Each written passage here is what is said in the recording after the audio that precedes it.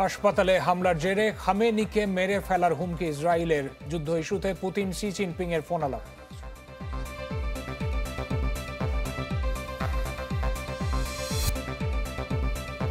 নির্বাচনী প্রচারণায় থাকছে না পোস্টার, লঙ্ঘনে ৬ মাস জেল। ভোট নিয়ে এখনো নির্দেশনা পায়নি সেনাবাহিনী। দেশ জুড়ে বেড়েছে অপরাধ প্রবণতা, জড়িয়ে পড়েছেন খোদ সরকারি কর্তারাও। মন্ত্রী পরিষদ বিভাগের তথ্য।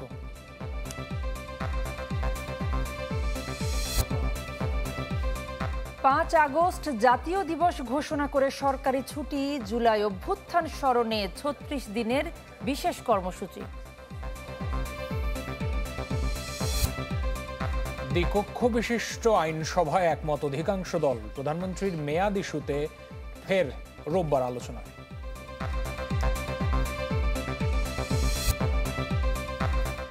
এবং জঙ্গি বিরোধী অভিযানের নামে ২৫০'র বেশি গুম। প্রাতিষ্ঠানিকভাবে জড়িত নয় সেনাবাহিনী, বলছে কমিশন।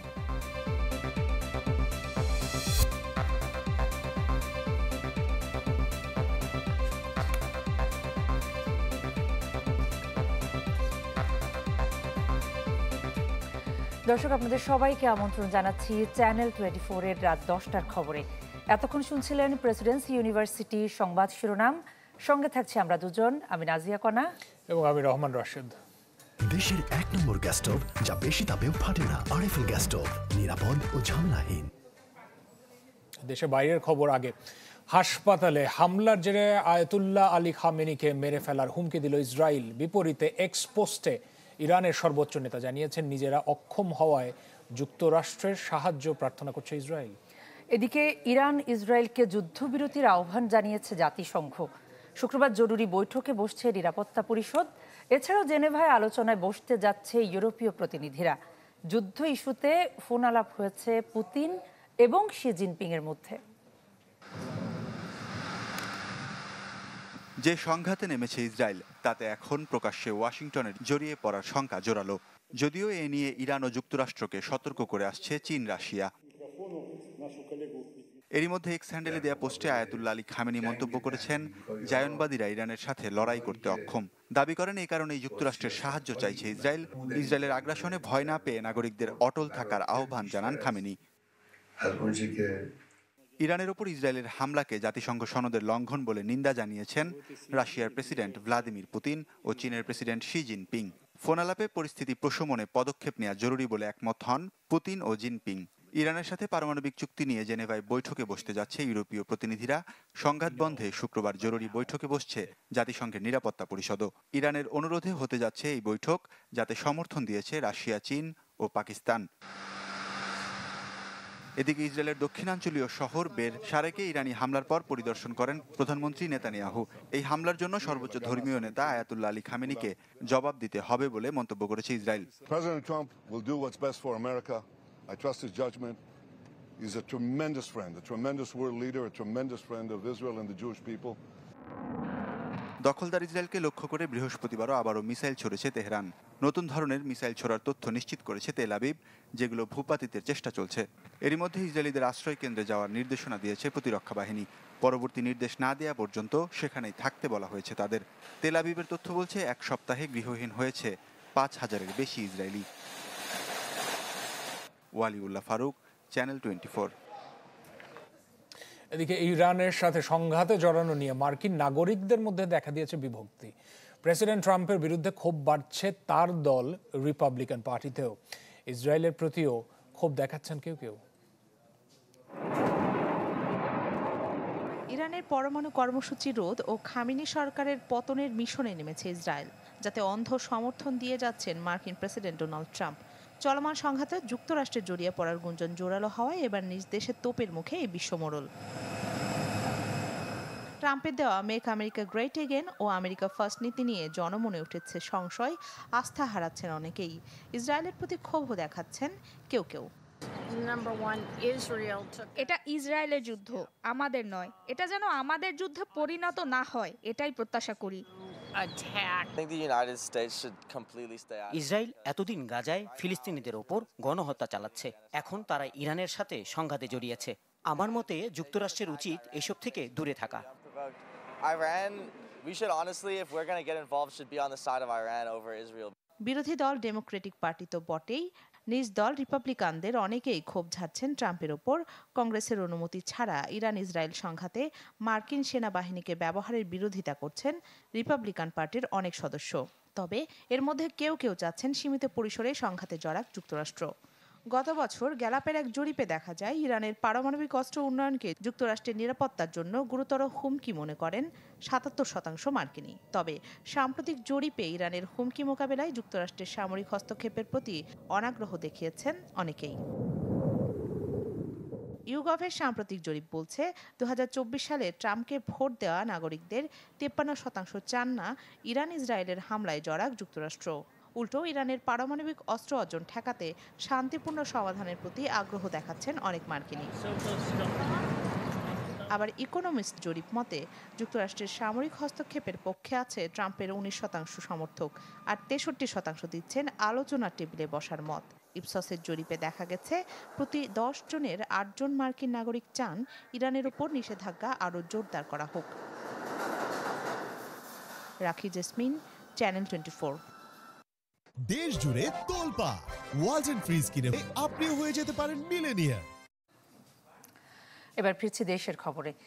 নির্বাচনী প্রচারণায় ব্যবহার করা যাবে না পোস্টার, তবে বিলি করা যাবে লিফলেট, ঝোলানো যাবে ব্যানার, সাথে নতুন করে এবার সংযোজিত হচ্ছে বিলবোর্ড। আর এমন সব নিয়ম রেখে চূড়ান্ত করা হয়েছে নির্বাচনে রাজনৈতিক দল এবং প্রার্থীদের আচরণ বিধিমালার খসড়া, যা লঙ্ঘন করলে 6 মাস কারাদণ্ড এবং 1.5 লাখ টাকা পর্যন্ত জরিমানার বিধান রাখা হয়েছে।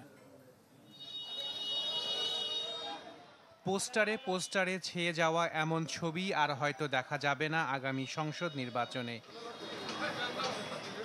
প্রার্থী কিংবা দলের আচরণবিধি কেমন হবে তা নিয়ে বিধিমালার যে খসড়া, সেখানে রাখা হয়েছে এমনই বিধান। তবে ব্যবহার করা যাবে ব্যানার ও বিলবোর্ড।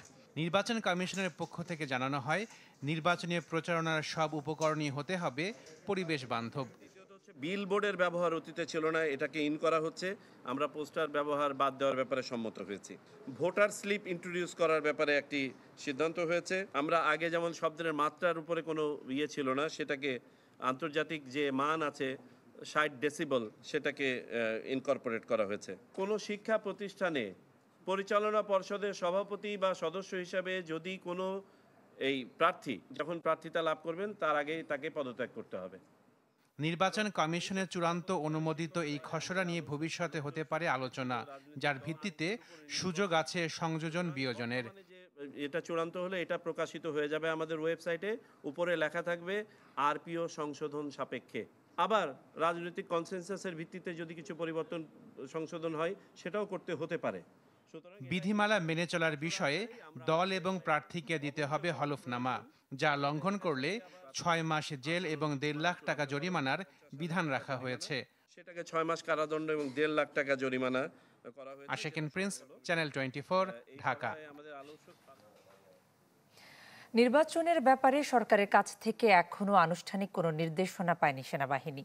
নিয়মিত সংবাদ সম্মেলনে এই কথা জানিয়েছেন কর্নেল মোহাম্মদ শফিকুল ইসলাম। তিনি জানান, নির্দেশনা পেলেই কাজ শুরু করবে সশস্ত্র বাহিনী। সাংবাদিকদের তিনি জানান, পুশ ইন ঠেকাতে সীমান্তে টহল জোরদার করা হয়েছে। এই পর্যন্ত শীর্ষ সন্ত্রাসী সহ 15,000-এর বেশি সন্ত্রাসীকে গ্রেপ্তার করা হয়েছে। বলেন, ঈদে মহাসড়কে যান চলাচল সহ সারা দেশের নিরাপত্তা জোরদারেও কাজ করে সেনাবাহিনী। এ সময় গ্রেপ্তার করা হয় 151 জনকে। এরই ধারাবাহিকতায় 452 জন মাদক ব্যবসায়ীকে গত 1 মাসে গ্রেপ্তার করা হয়। আমরা এখনো সরকারের পক্ষ থেকে অফিসিয়ালি কোনো নির্দেশনা প্রাপ্ত হয়নি, তবে সরকারের নির্দেশনা অনুযায়ী আমরা নির্বাচন সংক্রান্ত দায়িত্ব পালন করব। আইন শৃঙ্খলা পরিস্থিতি নিয়ন্ত্রণে অন্তর্বর্তী সরকারের বাগাড়ম্বর যেন স্রেফ বুলি আওড়ানোর মতোই সীমাবদ্ধ। মাঠের বাস্তবতা বলছে যে বাড়ছে মারাত্মক সব অপরাধ, যার সাথে সন্ত্রাসীরা তো বটেই, জড়িয়ে পড়ছেন খোদ সরকারি কর্মকর্তারাও। এমন তথ্যই উঠে এসেছে মন্ত্রী পরিষদ বিভাগের প্রতিবেদনে। সেখানে দেখা যায় যে সবচেয়ে বেশি অপরাধের ঘটনা ঘটেছে খোদ রাজধানীতেই। ইমদাদ হকের রিপোর্ট। সশ্রদ্ধ চিত্তে অন্তর্বর্তী সরকারের বড় চ্যালেঞ্জ আইন শৃঙ্খলা পরিস্থিতি নিয়ন্ত্রণ আর আর্থিক খাতে সুশাসন ফিরিয়ে আনা। এ লক্ষ্যে গেল কয়েক মাসে কার্যকর উদ্যোগ দেখা গেছে যতটা, তার চেয়ে বেশি শোনা গেছে কর্তাদের বাগাড়ম্বরতা। ফল হাতে নাতে প্রতি মাসে বাড়ছে ছোট বড় নানা অপরাধ। মন্ত্রী পরিষদ বিভাগে জমা হওয়া মাঠ পর্যায়ের তথ্যে ফুটে উঠেছে সেই ভয়াবহতা। সরকারি তথ্য বলছে, গেল মে মাসে সারা দেশে সংঘটিত হয়েছে 2809টি মারাত্মক অপরাধ, যা গেল বছরের তুলনায় অন্তত 550 বেশি। আর সবচেয়ে বেশি অপরাধ ঘটেছে খোদ রাজধানীতে, প্রায় 600টি। দ্বিতীয় অবস্থানে চট্টগ্রাম। এসব অপরাধ ঘটেছে মূলত রাজনৈতিক আধিপত্য বিস্তার ঘিরে। এর মধ্যে রয়েছে খুন, ধর্ষণ, জমি দখল, ছিনতাই, চুরি ডাকাতির মতো ঘটনা। অপরাধে জড়িয়ে পড়ার প্রবণতা বেড়েছে খোদ সরকারি কর্মকর্তাদেরও। তথ্য বলছে, গেল মাসে জমা পড়ে মাঠ প্রশাসনে কর্মরতদের বিরুদ্ধে 200রও বেশি অভিযোগ, যেখানে গুরুতর অপরাধের সংখ্যা 44টি। বস্তুগত প্রাপ্তির আকাঙ্ক্ষা, প্রতিযোগিতা এটা আছে, এবং সাথে সাথে যদি জবাবদিহিতার অভাব থাকে, আইনের শাসনের সঠিক প্রয়োগ না থাকে, এবং রাষ্ট্রীয় পর্যায় থেকে যদি এটার যে চেক পয়েন্টগুলো, ভিজিলেন্সগুলো খুব শক্তভাবে না থাকে, তাহলে এই প্রবণতা তো বাড়বেই। কারণ মানুষের সহজাত প্রবৃত্তিই হচ্ছে এক ধরনের বিপদগামী হওয়া। প্রতিবেদনে উঠে আসে ফৌজদারি মামলার বিষয়টিও। গেল বছরের একই সময়ের তুলনায় যা বেড়েছে 32,000-এরও বেশি। গেল আগস্টে ক্ষমতার পট পরিবর্তনের পর অপরাধে সক্রিয় হয়ে ওঠে একটি পক্ষ, যারা ব্যবহার করছে রাজনৈতিক ব্যানার। এর ফলে সামাজিক আইন শৃঙ্খলা পরিস্থিতির অবনতি হচ্ছে যেমন, তেমনি বাধাগ্রস্ত হচ্ছে পণ্যের সুষ্ঠু ব্যবস্থাপনা। এর ফলে শঙ্কা রয়েছে ক্রমবর্ধমান নিম্নমুখী মূল্যস্ফীতি উস্কে যাওয়ারও। ইমদাদ হক, চ্যানেল 24, ঢাকা। তবে দেশের আইন শৃঙ্খলা পরিস্থিতি যথেষ্ট ভালো অবস্থায় রয়েছে এমন দাবি স্বরাষ্ট্র উপদেষ্টা জাহাঙ্গীর আলম চৌধুরীর। আজ সকালে ডিবি পুলিশের গুলিবিদ্ধ 2 সদস্যকে দেখতে গিয়ে তিনি এই কথা বলেছেন। জানান, গুলিবিদ্ধ 2 পুলিশ সদস্য শঙ্কামুক্ত রয়েছে এখন। আহত এএসআই আতিকের 48 ঘন্টার মধ্যে অস্ত্রোপচার করা হবে। এর আগে গেল রাত 1:45টার দিকে রাজধানীর ফকিরাপুলে মাদক বিরোধী অভিযানে মাদক কারবারিদের গুলিতে গোয়েন্দা পুলিশের 2 সদস্য আহত হন। পরে তাদের ভর্তি করা হয় ঢাকা মেডিকেলে। এই ঘটনায় জড়িত 3 জন মাদক কারবারিকে গ্রেপ্তার করা হয়েছে। পুলিশ খুব সাহসিকতার সাথে কাজ করছে এবং 3 জনকে তারা ধরছে, মাদক উদ্ধার হয়েছে এবং গাড়ি উদ্ধার হয়েছে। এবং যে পুলিশ যে সাহসিকতার কাজ করছে, দেখেন নিজেদের তারা জীবন বাজি রেখা মাদককে নিয়ন্ত্রণ করার তারা চেষ্টা করছে। 5 আগস্টকে জাতীয় দিবস হিসেবে পালনের সিদ্ধান্ত নিয়েছে অন্তর্বর্তী সরকার। ছাত্র জনতার জুলাই গণ অভ্যুত্থান স্মরণে সেদিন সরকারি ছুটি থাকবে। ফরেন সার্ভিস একাডেমিতে ব্রিফিংয়ে তথ্য জানান সংস্কৃতি বিষয়ক উপদেষ্টা। আর প্রেস সচিব বলেন, শিগগিরই তৈরি হবে জুলাই ঘোষণাপত্র। 36 দিনের এক আন্দোলনে সেদিন কেঁপে উঠেছিল ক্ষমতার মসনদ। উপড়ে ফেলা হয়েছিল 16 বছরে একটু একটু করে শেকড় গড়া ফ্যাসিবাদের। এক দফা দাবিতে ছাত্র জনতার গণ অভ্যুত্থানের চূড়ান্ত ফলাফলের দিনটিকে স্মরণ করতে 5 আগস্টকে জাতীয় দিবস হিসেবে পালনের সিদ্ধান্ত নিয়েছে সরকার। সেদিন থাকবে সরকারি ছুটি। 1 জুলাই থেকে শুরু হবে বিভিন্ন কর্মসূচি। 14 জুলাই থেকে মূল আয়োজন। জুলাইতে যেরকম পুরো বাংলাদেশ এক হয়েছিল, আবার সেই অনুভূতিটাকে ফিরিয়ে আনা। 5 আগস্ট ছাত্র জনতার গণ অভ্যুত্থান দিবস পালন করার আজকে একটা প্রাথমিক সিদ্ধান্ত হয়েছে। রোববারে ক্যাবিনেট বসবে, সেই ক্যাবিনেটে এটা নিশ্চয়ই পাশ করা হবে। করার পর এটা গেজেটের মাধ্যমে আপনারা জানবেন। আমাদের আন্ডারস্ট্যান্ডিং হচ্ছে এটা একটা জাতীয় দিবস হতে যাচ্ছে এবং ফলে এটা প্রতি বছরই পালিত হবে এবং প্রতি বছরই ছুটি হওয়া উচিত। প্রেস সচিব জানান, জুলাই ঘোষণাপত্র তৈরিতেও চলছে কাজ। এজন্য পরিকল্পনা উপদেষ্টা ডক্টর ওয়াহিদুদ্দিন মাহমুদের নেতৃত্বে গঠন করা হয়েছে কমিটি। জুলাই প্রোক্লেমেশনটা যাতে 5ই আগস্টের আগে এটা দেওয়া যায় সেই জন্য একটা কমিটি করা হয়েছে। স্টুডেন্টদের সাথে, পলিটিক্যাল পার্টিগুলোর সাথে করে ওনারা একটা জুলাই প্রোক্লেমেশনটা খুব দ্রুত যাতে এটা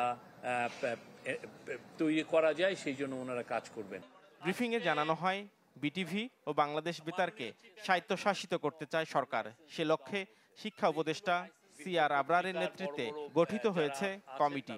বিটিভির স্বায়ত্তশাসন নিয়ে একটা কমিটি। নাফিউল ইসলাম, লিংকন, চ্যানেল 24, ঢাকা। একটা সেলফি।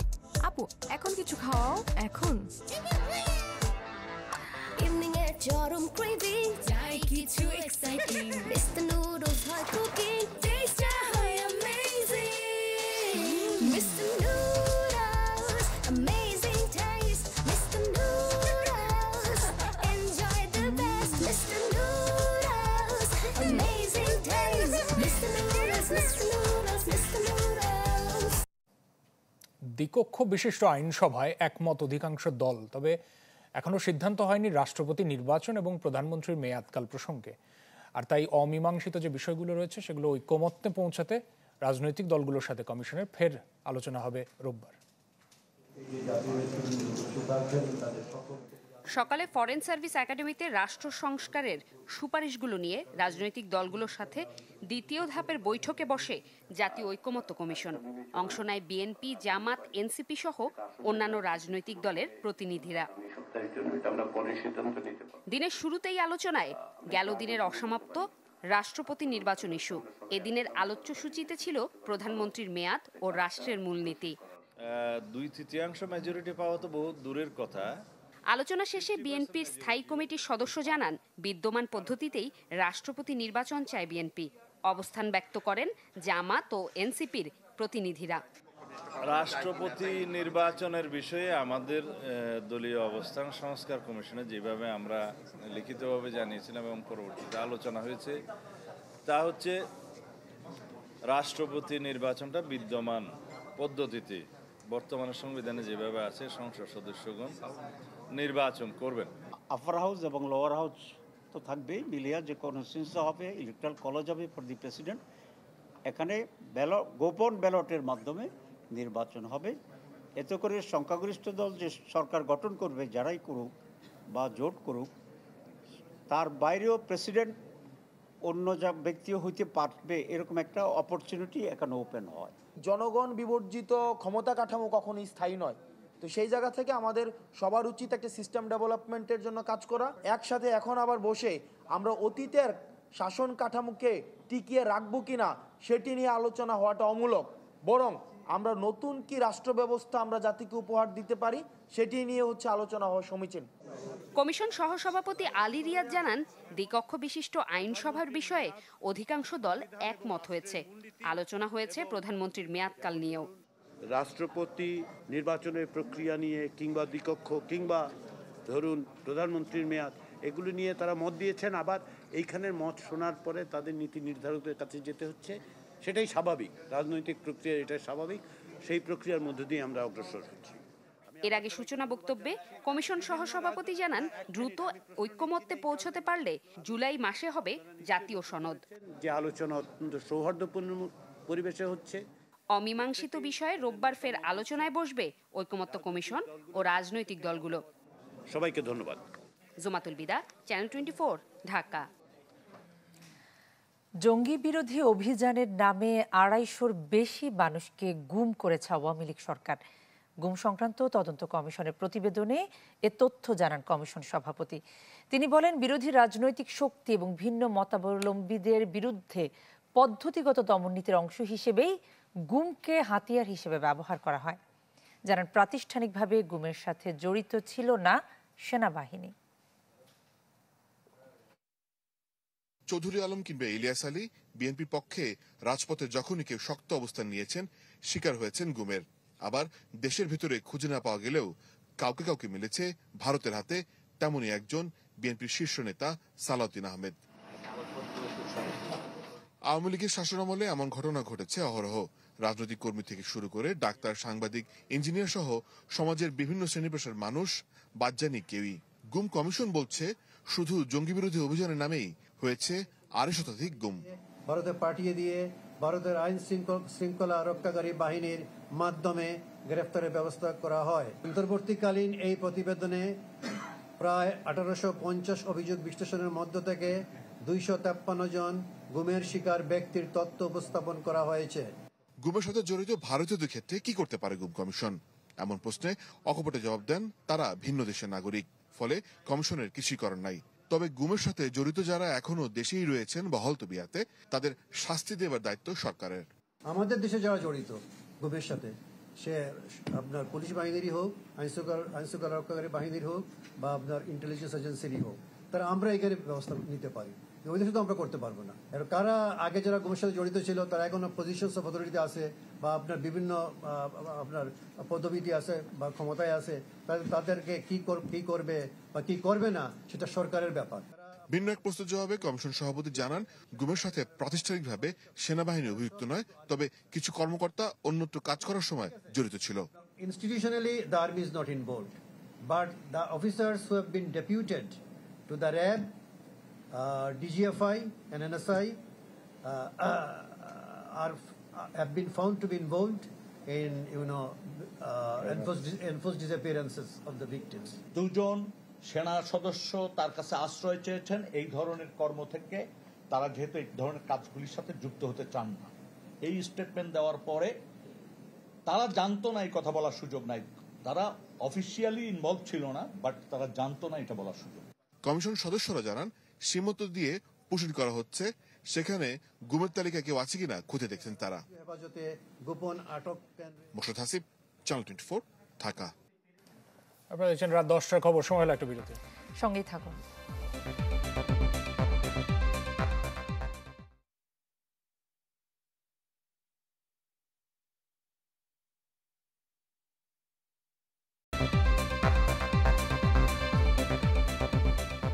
আবার আমন্ত্রণ রাত 10টার খবরে। আপনারা দেখছেন চ্যানেল 24। ছাত্র জনতার আন্দোলনের বছর 2024 সালে সুইস ব্যাংকে বাংলাদেশিদের আমানত বেড়েছে 33 গুণ। সুইস কেন্দ্রীয় ব্যাংকের বার্ষিক প্রতিবেদনে এই তথ্য উঠে এসেছে। 2024 সালের শেষে সুইস ব্যাংকগুলোতে বাংলাদেশের নামে জমা ছিল 59 কোটি 82 লাখ সুইস ফ্রাঙ্ক, বাংলাদেশি টাকায়, যার পরিমাণ প্রায় 8,972 কোটি। 2023 সালে এই অঙ্কটা ছিল মাত্র 2 কোটি 64 লাখ ফ্রাঙ্ক, প্রায় 396 কোটি টাকা। এক বছরে জমার অঙ্ক বেড়েছে প্রায় 33 গুণ। আর 2022 সালে যা ছিল 5 কোটি 84 লাখ সুইস ফ্রাঙ্ক। সুইজারল্যান্ডের ব্যাংকগুলোতে দায়ের মধ্যে বাংলাদেশের পাওনা এবং পুঁজিবাজারে বাংলাদেশের নামে বিনিয়োগের অর্থ রয়েছে, যার 95% বেশি বাংলাদেশের পাওনা, যা দেশের বাণিজ্য কেন্দ্রিক অর্থ বলে আসছে কেন্দ্রীয় ব্যাংক। ঢাকা দক্ষিণ সিটি কর্পোরেশনের অচল অবস্থায় উদ্বিগ্ন সরকার। সচিবালয়ে এক অনুষ্ঠানে কথা বলেছেন স্থানীয় সরকার উপদেষ্টা আসিফ মাহমুদ সজীব ভুঁইয়া। নাগরিক সেবা যেন ব্যাহত না হয়, সেজন্য দায়িত্বশীল আচরণ জরুরি বলে তিনি মন্তব্য করেছেন। এককভাবে সিদ্ধান্ত নেওয়ার কোনো বিষয় না। আপনারা জানেন যে এই সরকারে আমরা গুড কোঅর্ডিনেশনের মাধ্যমে কাজ করে থাকি। একই সাথে যখন রাজনৈতিক দলগুলোর সাথে আমরা সৌহার্দ্যপূর্ণ সম্পর্কের কথা বলি এবং সেটা রক্ষা করতে গেলে দায়িত্বশীল আচরণ আসলে প্রত্যেকের থেকেই প্রত্যাশিত। যেভাবে নাগরিক সেবা আসলে ডেডলকের দিকে যাচ্ছে, এ বিষয়ে আর আসলে চুপ থাকার মতো পরিবেশ পরিস্থিতি নেই এবং সরকারের উচ্চ পর্যায়ে এটা নিয়ে কনসার্ন আছে। সেখানে আলোচনার ভিত্তিতে যেটা সিদ্ধান্ত আসে আমি সেটাই বাস্তবায়ন করব। বাংলাদেশে সুষ্ঠু, নিরপেক্ষ এবং অংশগ্রহণমূলক নির্বাচন প্রত্যাশা করে জার্মানি। এছাড়া বাণিজ্য সম্প্রসারণ এবং শিক্ষার উন্নয়নে একসাথে কাজ করতে আগ্রহী দুদেশ। জামায়াতের প্রধান কার্যালয়ে দলটির আমিরের সাথে বৈঠক শেষে এসব কথা জানান বাংলাদেশে নিযুক্ত জার্মান রাষ্ট্রদূত আকিম স্ট্রোস্টার। তিনি বলেন, বাংলাদেশের গণতান্ত্রিক উত্তরণ এবং স্থিতিশীলতায় পাশে থাকবে জার্মানি।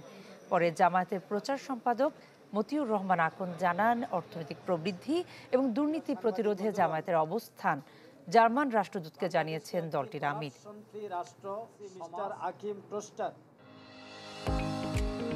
বেকো নিয়ে এলো নো ফ্রস্ট রেফ্রিজারেটর সিরিজ। এর আছে ডুয়াল কুলিং টেকনোলজি, যা খাবারকে দ্রুত ঠান্ডা করে। এক খাবারের গন্ধ অন্য খাবারে ছড়ায় না এবং খাবারকে দীর্ঘ সময় ধরে টাটকা রাখে। এছাড়াও নো ফ্রস্ট রেফ্রিজারেটরে আছে অত্যাধুনিক সব ফিচার। বেকো এখন পাওয়া যাচ্ছে দেশব্যাপী সকল সিঙ্গার বেকো স্টোর ও singarBD.com এ। বিচারের স্বচ্ছতা নিশ্চিতে ক্ষমতাচ্যুত প্রধানমন্ত্রী শেখ হাসিনার বিরুদ্ধে করা আদালত অবমাননার মামলায় একজন অ্যামিকাস কিউরি নিয়োগ দেওয়া হয়েছে। আগামী বুধবার তার বক্তব্য শুনবেন ট্রাইব্যুনাল। ব্রিটিশ আইনজীবী টবি ক্যাডম্যান তিনি বলেন, ট্রাইব্যুনালের বিচারকে হাইজ্যাক করেছিল আওয়ামী লীগ সরকার। আমি বলছি সবাই তালিকা করো। তোমরা তালিকা করো, কারণ অন্তত 227 জনকে মারার লাইসেন্স পেয়ে গেছি। আর এই যেগুলো লাফালাফি করছে একটা অস্ত্র থাকবে না। 227 জনকে হত্যার লাইসেন্স পেয়েছি। গাইবান্ধার সাবেক ছাত্রলীগ নেতা শাকিল আলম বুলবুলের সাথে পলাতক সাবেক প্রধানমন্ত্রী শেখ হাসিনার এমন ফোনালাপে তাদের বিরুদ্ধে আদালত অবমাননার অভিযোগ আনেন ট্রাইব্যুনাল। এরপর শেখ হাসিনাকে হাজির হতে পত্রিকায় বিজ্ঞপ্তি জারি করা হলেও তিনি হাজির হননি। বারবার বলার পরও শেখ হাসিনা হাজির না হওয়ায় ন্যায় বিচারের স্বার্থে একজন অ্যামিকাস কিউরির বক্তব্য শুনবেন ট্রাইব্যুনাল। আগামী বুধবার সিনিয়র আইনজীবী AY মশিউজ্জামানের এই বক্তব্য শোনা হবে। ট্রাইব্যুনালে আজকে এটি আদেশ দিতে পারতেন, আইন সেটি কভার করে, কিন্তু ফর অল ফেয়ারনেস এবং তাদেরকে পুনরায় সুযোগ দেওয়ার জন্য এবং আইনের সঠিক ব্যাখ্যা গ্রহণের জন্য ট্রাইব্যুনাল আজকে একটি আদেশ জারি করেছেন। সেটি হলো ট্রাইব্যুনাল রুলসের 41 বিধি মোতাবেক একজন অ্যামিকাস কিউরি নিয়োগ করেছেন এই মামলায় মতামত গ্রহণের জন্য এবং আদালতকে সহায়তা করার জন্য। এদিকে এদিন শুনানিতে ছিলেন চিফ প্রসিকিউটরের পরামর্শক ব্রিটিশ আইনজীবী টবি ক্যাডম্যান। পরে তিনি সাংবাদিকদের বলেন, আওয়ামী লীগ সরকার ট্রাইব্যুনালের বিচারকে হাইজ্যাক করেছিল, সেখান থেকে ফিরে এসেছে এই tribunal. There is a complete departure from what we saw previously under the previous government, where it was a complete circumvention of the rule of law, a complete hijacking of the judicial process, and that process has to change. It has been changed with the interim government. They are implementing a system that is based on proper standards, and that has to be supported. বিচারের প্রত্যেক ধাপে রাষ্ট্রনিযুক্ত আইনজীবী পাবেন শেখ হাসিনা। এই আদেশের মধ্য দিয়ে তা নিশ্চিত করলেন আন্তর্জাতিক অপরাধ ট্রাইব্যুনাল। মাসুদুর রহমান, চ্যানেল 24, ঢাকা।